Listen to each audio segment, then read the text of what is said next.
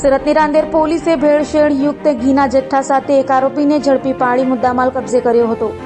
સુરતમાં નકલી પનીર પકડાયા બાદ હવે નકલી ઘી પકડાયું છે. સુરતની રાંદેર પોલીસે ભેળસેળ યુક્ત ઘીના જથ્થા સાથે રાજેશ કુમાર હરગોવનભાઈ પટેલની ધરપકડ કરી હતી.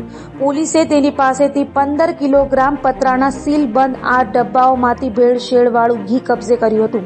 હાલ પોલીસે આરોપીની અટકાયત કરી વધુ તપાસ હાથ ધરી છે.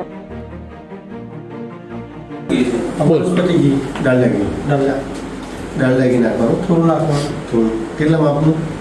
જે પણ અડધું નાખવાનું. જે અડધું નાખવાનું. આ સોયા તેલ છે. સોયા તેલ છે, બરાબર. પછી શું કરો? મિક્સ કરવાનું.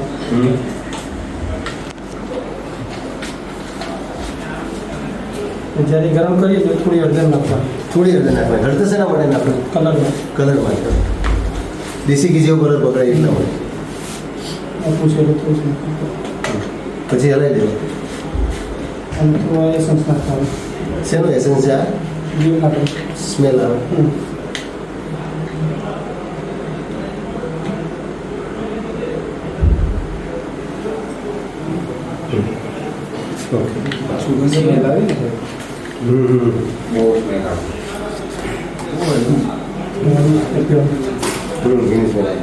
થોડું વધારે કલર કરવું તો સોયા નાખવાનું. ઓકે. એ શું છે? પામોલીન છે. પામોલીન છે. હળદર નાખવાનું.